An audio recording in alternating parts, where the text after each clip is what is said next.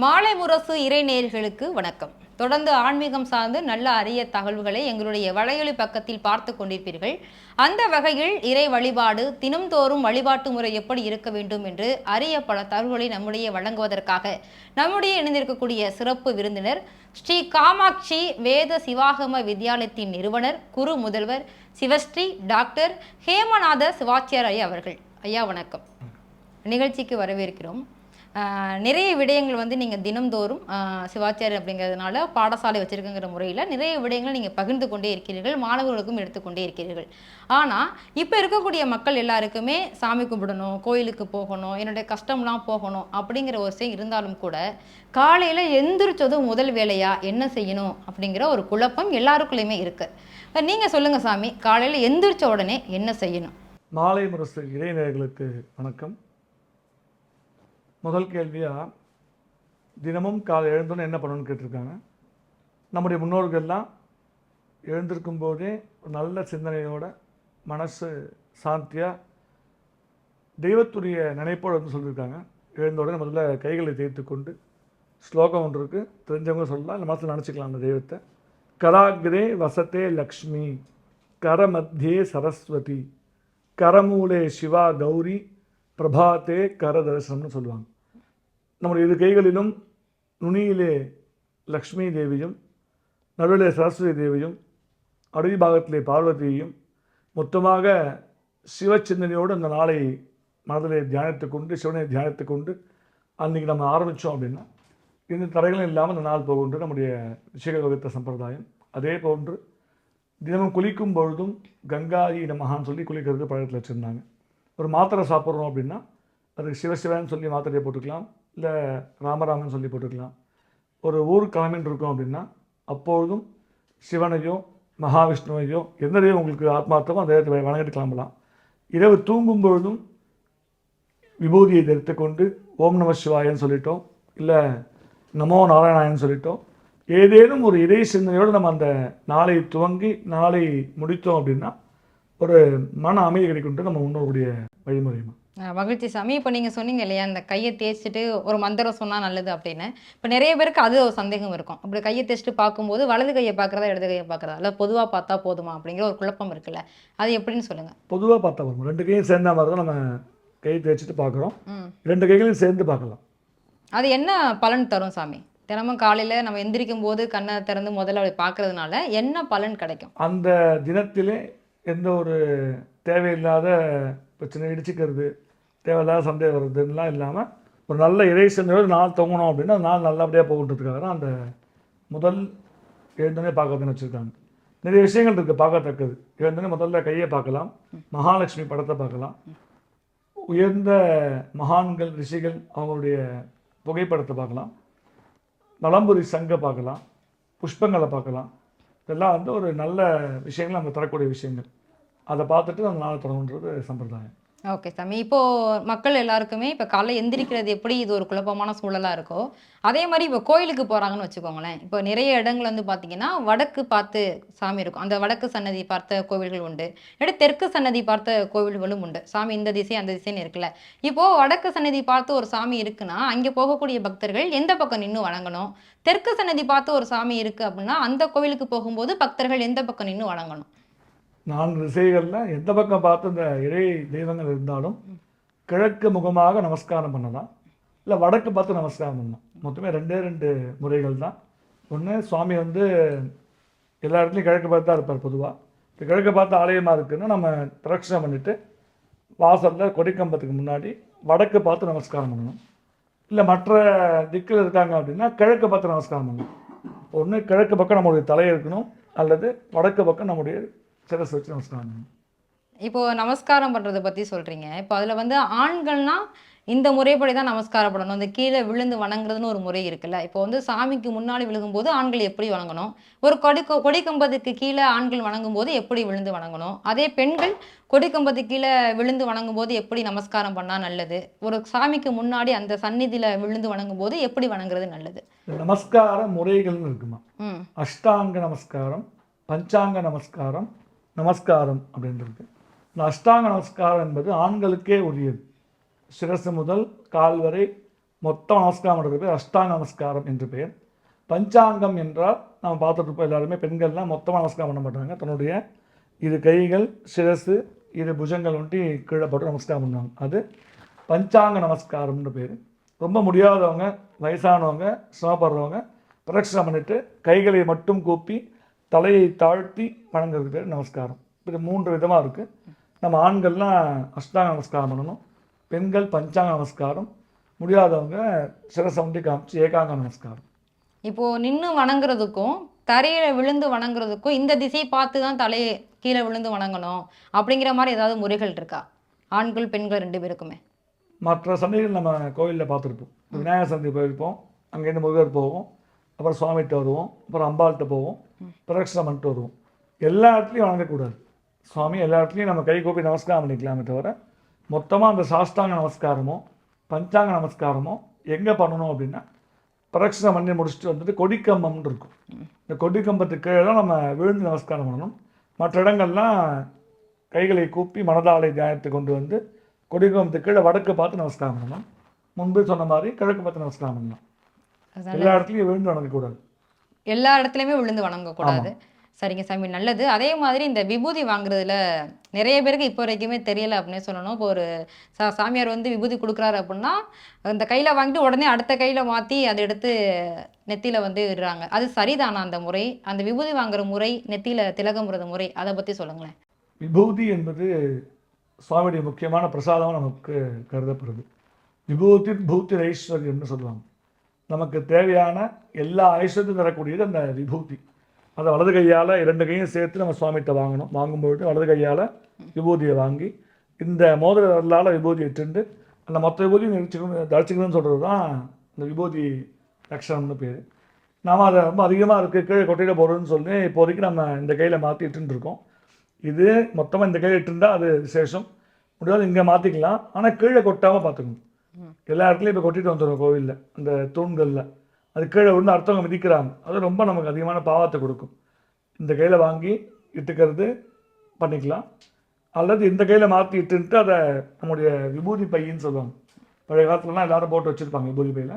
இல்லை நம்ம விபூதி பேப்பர்லேயோ மற்ற ஏதாவது விஷயங்கள விபூதியை வாங்கிட்டு வீட்டுக்கு எடுத்துன்னு வந்துடணும். அது கீழே கொட்டக்கூடாது.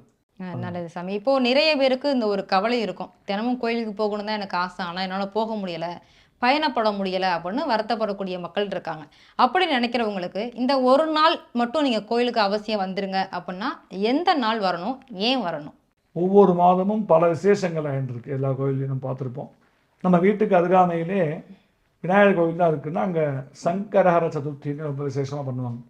முருகப்பெருமான் ஆலயம் இருக்குன்னா அங்கே சஷ்டி கிருத்திகைலாம் பண்ணுவாங்க. சிவனுக்கு பிரதோஷம் பார்த்துருப்போம். அம்பாளுக்கு வெள்ளிக்கிழமைகள் இருக்குது. இப்போ ஏதேனும் ஒரு நாள் நம்ம போகணுன்னு வச்சுக்கணும். முடிந்தளவு தினமும் கோயிலுக்கு போகிறது தான் சிறந்தது. அப்படி தான் நம்ம முன்னோர்கள்லாம் போயிருந்தாங்க. நாம் இப்போ நம்மளால் போக முடியல, கால சூழல் மாறிட்டு இருக்குது அப்படின்னா வாரம் வெள்ளிக்கிழமை முந்தி போயிட்டு வர முடியும்னா அன்றைக்கி போயிட்டு வரலாம். ரொம்ப வயசானவங்க முடியல, மாதத்தில் ஒரு நாள் தான் போக முடியும் அப்படின்னா சுவாமியுடைய மகா சிவராத்திரின்னு சொல்லுவாங்க. வருஷத்து வரக்கூடியது அது. மாத சிவராத்திரி இருக்குது, சதுர்தசி பிரதோஷத்துக்கு மறுநாள் அன்றைக்கி போயிட்டு வரலாம். விநாயகர் பெருமான் ஆலயத்துக்கு போகணும்னு விரும்புவாங்க, மாதத்தில் ஒரு நாள் போகணும் அப்படின்னா சங்கடஹர சதுர்த்தி அன்றைக்கி போய் சுவாமியை தரிசனம் பண்ணிட்டு வரலாம். அதில் முருகப்பெருமானுக்கு சஷ்டி நமக்கு தெரியும். மாதத்தில் ஒரு நாளில் கிருத்திகை அன்றைக்கி தரிசனம் பண்ணிக்கலாம். அம்பா ஆலயங்கள் வெள்ளிக்கிழமை பௌர்ணமி, அந்த தெய்வத்துக்குண்டான விசேஷ நாட்கள். நல்லது சாமி, ரொம்ப அருமையாக சொன்னீங்க. அதே மாதிரி இந்த விரதம் இருக்கிறத பற்றி நிறைய பேருக்கு இன்னும் ஒரு சில விடயங்கள் தெரியலை அப்படின்னே சொல்லணும். இப்போது பிரதோஷத்துக்கும் விரதம் எடுக்கிறாங்க, சஷ்டிக்கும் விரதம் எடுக்கிறாங்க. விரதனாலே பொதுவான ஒன்று தானா, இல்லை பிரதோஷத்துக்கு எடுக்கிற விரதம் வேற, சஷ்டிக்கு எடுக்கிற விரதம் வேறையா? அதை பற்றி சொல்லுங்களேன். நம்ம சம்பிரதாயத்தில் பார்த்தோம் அப்படின்னா இறைவனை நம்ம ஏதோ ஒரு வழியில் போய் சுவாமியை ரீச் பண்ணணும், அடையணும். அதுதான் நம்முடைய குறிக்கோளாக இருக்கணும். அதுக்கு 4 முறைகள் வச்சுருக்காங்க. சரியை, கிரியை, யோகம், ஞானம் என்று பெயர். சரியை என்பது இறைவனுக்கு தொண்டு செய்தல் அப்படின்னு பேர். நம்முடைய அப்பர் பெருமான் பார்த்துருப்போம். நம்ம நிறைய தொண்டுகள் செஞ்சார். தொண்டுகள் மூலியமாகவே சுவாமிகிட்ட மோட்சம் அடைஞ்சிட்டார். அப்போ ஒன்று தொண்டு பண்ணி நம்ம சுவாமியை அடையலாம். 2வது கிரியைன்னு பேர். கிரியை என்பது சுவாமியுடைய மந்திரங்களையும் தமிழ் மறைகளையும் கற்றுக்கொண்டு தீட்சை பெற்று முறையாக பூஜை செய்வது கிரியை மார்க்கம் என்று பெயர். 3வதாக யோக மார்க்கம் அப்படின்னு பேர். பிராணாயாமம், பிரத்யாகாரம், தாரணம், தியானம், யோகம், சமாதி போன்ற 8 முறைகளிலே யோக முறையிலே இறைவனை அடைதல் யோக மார்க்கம். 4வதாக ஞான மார்க்கம். ஞான மார்க்கம் என்பது இதனுடைய முக்கியமான உண்மைத்தன்மையை உணர்ந்து தீட்சை பெற்று பல லட்சம் பல கோடி ஜபங்களை செய்து அடைவது. இப்போ ஒவ்வொரு முறையில் ஒவ்வொருத்தரும் நமக்கு வாழ்ந்து காமிச்சிருக்காங்க. தாச மார்க்கம், புத்திர மார்க்கம், சக மார்க்கம், சன்மார்க்கம்னு சொல்லுவாங்க. தாச மார்க்கம்னா முதல்ல சொன்ன மாதிரி அடிமையாக இருக்கிறது. சுவாமிக்கு நான் அடிமைன்னு சொல்லி சுவாமி கைங்கரியம் பண்ணுறது. அப்படி முக்தி பெற்றவர் திரு நாவுக்கரசர். 2வதாக புத்திர மார்க்கம், சத் புத்திர மார்க்கம். திரு ஞானசம்பந்த பெருமான் கிரி வழியிலே முக்தி பெற்றார். 3வதாக சக மார்க்கம், ஒரு தோழனாக நினைச்சார். சுந்தரமூர்த்தி நாயனார் திருவாரூரில் சுவாமிகிட்ட ரொம்ப ஒரு அந்நியமாக பழகினார், தோழனாக பார்த்தார் சுவாமியை. அந்த முறையிலோ 4வது மாணிக்க வாசக பெருமான், குரு சிஷ்ய பாவம். குருவாக சிவனை நினைத்து சிஷ்யனாக அவர் நினச்சி அந்த மார்க்கத்தில் முக்தி அடைஞ்சார். அப்போ ஏதாவது ஒரு வழியில் நம்ம சுவாமிகிட்ட அந்த அனுகிரகத்தை பெறணுன்றது தான் நம்முடைய முறை. அந்த முறையிலே விரதம் என்பது ஒரு முறை. விரதங்கள் நிறைய விதங்கள் இருக்குது. இப்போ பௌர்ணமி விரதம் இருக்குது, சங்கர சதுர்த்தி விரதம் இருக்குது. அப்படின்னா இந்த 2 விரதங்கள் முக்கியமாக என்ன சொல்லியிருக்குன்னா, காலை முதல் இரவு வரை எந்த ஒரு உணவும் உட்கொள்ளாமல் இருக்கணும். நம்ம பழரசங்கள் எடுத்துக்கலாம், மற்றபடி சாதாரணமாக காஃபி பால் அதெல்லாம் சாப்பிட்டுக்கலாம். உணவாக எதையும் உட்கொள்ளாமல் அந்த நாள் முழுக்க விரதமாக இருந்துட்டு இரவு பௌர்ணமி அந்த முழு நிலவிலே அம்பாள் தரிசனம் பண்ணிவிட்டு அப்புறம் ஆகாரம் சாப்பிட்றது பௌர்ணமியுடைய ஒரு விரத முறை. சங்கடஹர சதுர்த்தி முறையும் அதே போன்று தான். விநாயகர் பெருமானுக்கு மாதத்துக்கு ஒரு முறை இந்த சங்கடஹர சதுர்த்தி வரும். அன்று முழுவதும் விரதம் இருந்து இரவு சந்திர தரிசனம் பண்ணி அதை சாப்பிட்றது. அப்போ இந்த நாட்களில் என்ன பண்ணணும் அப்படின்னா, அந்த நாளுக்கு பேர் உபவாசம்னு பேர். உபவாசம்னா உடன் வசித்தல். இப்போ நம்முடைய மனதாலும் வாக்காலும் தேகத்தாலும் அந்த சுவாமியுடைய விஷயங்களை சிந்தனை பண்ணிகிட்டே இருக்கணுமா. இப்போ விநாயகர் பெருமானுடைய விரதம் இருக்கும் அப்படின்னா அன்று முழுவதும் விநாயகர் பெருமானுடைய மந்திரங்களை கூறிக்கொண்டு தமிழ் மறைகளான விநாயகர்களை சொல்லிக்கொண்டு அந்த சிந்தனையிலே இருந்திருக்கிறது தான் அந்த விநாயகருடைய விரதம். அதே போன்று சஷ்டி விரதம் முருகப்பெருமானுக்கு சஷ்டியோ அல்லது கிருத்திகையோ அந்த நாள் முழுவதும் அந்த சிந்தனையில் இருப்பது. அம்பாளுக்குரிய விரதங்கள் வெள்ளிக்கிழமை பௌர்ணமி, மகாவிஷ்ணுக்குரிய விரதம் திருவோண நட்சத்திரம், சனிக்கிழமை, ஏகாதசி போன்ற ஏதாவது ஒரு தெய்வத்துடைய சிந்தனையை நம்ம மனசில் தியானம் பண்ணிட்டு அந்த நாள் முழுக்க இருக்கிறது உத்தமம். மத்தியமம் என்பது காலையிலே எதுவும் உணவு எடுத்துக்காமல் ஸ்நானம் பண்ணிவிட்டு அந்த சுவாமிக்குரிய பூஜைகளை முடிச்சுட்டு மத்தியானம் வெங்காயம் பூண்டுலாம் இல்லாமல் சாத்வீகமான ஒரு ஆகாரத்தை சாப்பிட்டுட்டு இரவு பழங்களை மட்டும் சாப்பிட்டு தூங்குறதுன்றது மத்தியமம்னு பேர்.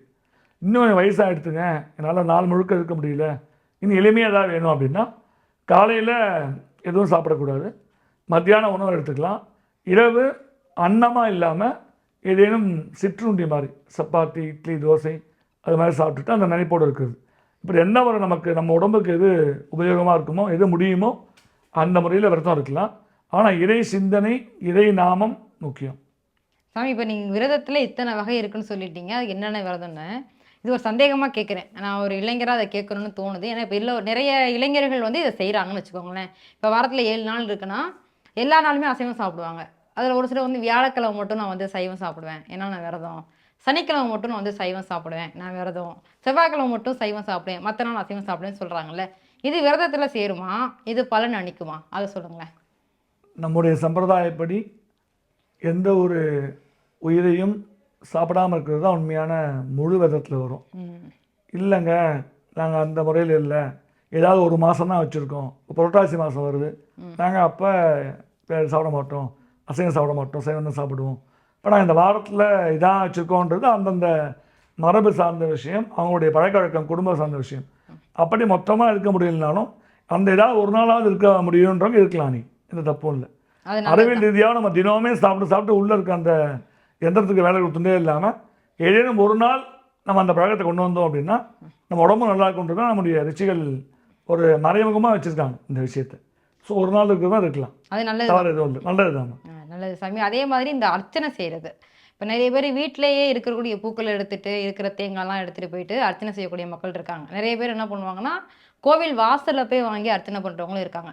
கூடையில் எடுத்துகிட்டு போவாங்க, ஒரு சிலர் வந்து பிளாஸ்டிக் கவரில் கொண்டுட்டு போவாங்க. நிறைய இடங்கள்ல நான் படித்ததை கேட்டதை வச்சு சொல்கிறேன், போகும்போது அதை இப்படி ஆட்டிகிட்டே எடுத்துகிட்டு போகிறாங்க. அது ஏதோ ஒரு பொருள் எடுத்துகிட்டு போகிற மாதிரி கொண்டுட்டு போவாங்க. ஆனால் அப்படி எடுத்துகிட்டு போகக்கூடாது. அதை ஒரு சாமிக்கே கொண்டு போகும்போது இப்படி முறைப்படி தான் கொண்டுட்டு போகணும்னு சொல்கிறாங்கல்ல, அந்த முறைகளை பற்றி சொல்லுங்கள். ஒரு அர்ச்சனைனா அது என்னென்ன இருக்கணும், பூஜை ஜாமான் என்னென்ன எடுத்துகிட்டு போகணும், அது எப்படி எடுத்துகிட்டு போகணும், அதை பற்றி சொல்லுங்கள். நம்ம சென்ற வழியில் பார்த்துருப்போம், பார்க்காதவங்க பாருங்கள். இந்த ஆலயத்துக்கு போகக்கூடிய முறைகள்னு சிலது இருக்குது. இப்போ புஷ்பங்கள் சாத்துறது நம்ம போன வாட்டி பார்த்தோம். இந்த புஷ்பங்களை நம்ம பறிச்சிட்டோம். நீங்கள் கேட்ட மாதிரி இந்த கூடையில் போட்டு எடுத்துன்னு போகிறாங்க. அது எல்லா தூசியும் படுது, வாகனங்கள்லாம் போயின்னு இருக்கு. அந்த தூசு ஃபுல்லாக மண்ணாகிடுது.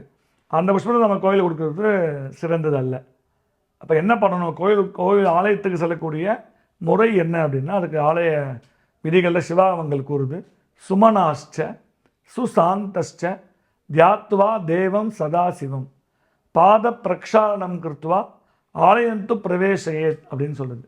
சுமனாஷ்ட அப்படின்னா ரொம்ப சாந்தமான மனதோட நல்ல எண்ணத்தோட நாம் இல்லங்களில் இருக்கக்கூடிய புஷ்பங்களை பறித்து கொண்டு அதில் மற்றதும் தூசிகள்லாம் படாமல் ஒரு கூடையிலையோ பாத்திரங்கள்லையோ போட்டு எடுத்துட்டு போய் இறைவனுக்கு கொடுக்கலாம். இல்லை வீட்டில் செடிகள்லாம் இல்லை அப்படின்னா கோயிலில் வாங்கிக்கலாம், அது தப்பு இல்லை. நல்ல தேங்காயாக நல்ல புஷ்பங்களாக அதை வாங்கி கோயில் வாசலில் கால் அளமிட்டு இந்த கோபுர தரிசனம் பண்ணிவிட்டு ஆலயத்துள்ள போய் அந்த அர்ச்சனையை பண்ணிட்டு வரலாமா.